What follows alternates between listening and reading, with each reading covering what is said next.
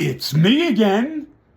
All right, this is a follow-up to my previous video where I was talking about Superman 78 and Batman 89. And the Superman 78 was appropriate considering Superman was created in 1938. So you got 1978. So 1938 to 1978, and then Batman, the Batman 89, and Batman was created in 1939. So you got the Batman 39 to the Batman 89. See? There's a tie in there. But now I want to break down each Superman and Batman movie. Starting with the Superman 78, and the follow-up, Superman 2. Was it called Superman 2? Yeah, Superman 2, right? Two of the best Superman movies ever made to this day, in my opinion. Then you had the other two with Christopher Reeve, which we're not going to even talk about. The only thing good about him was Christopher Reeve. And then we got Superman Returns. Well, I thought Brandon Roth was a good Superman. Could have been a better movie. And then we got Man of Steel.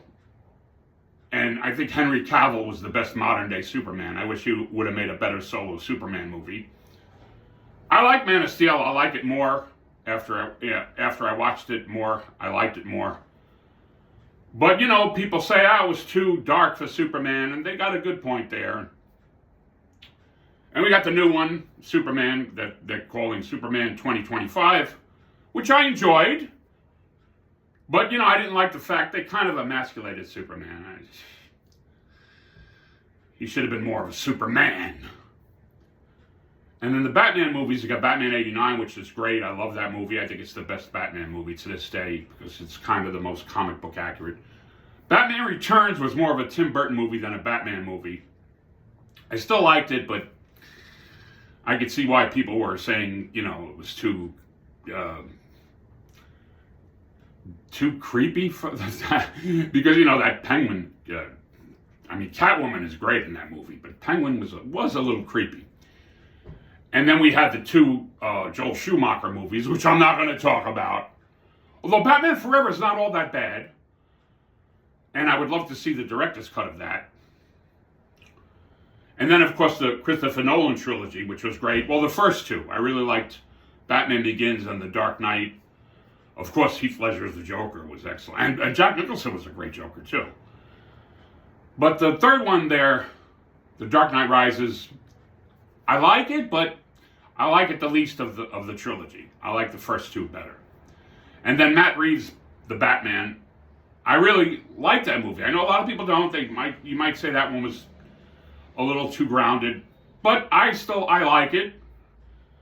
But I also would like to see a more, comic book kind of Batman movie, but not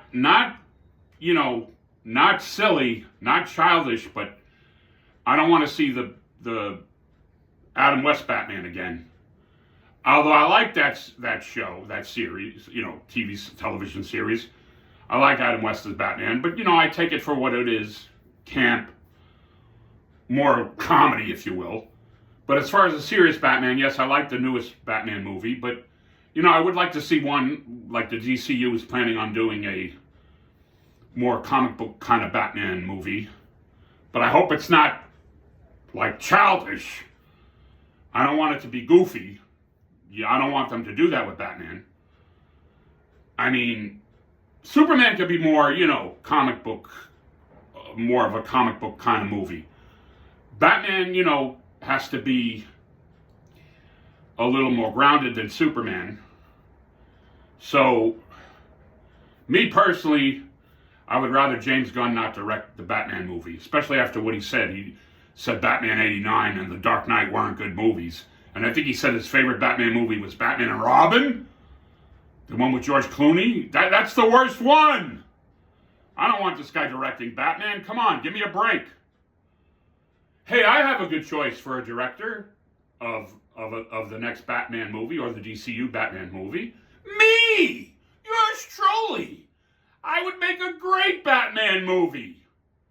So I want all you people out there to write into DC or Warner Brothers, both actually, write into DC and Warner Brothers, and tell them you want Vic Martino directing the next Batman movie. All right?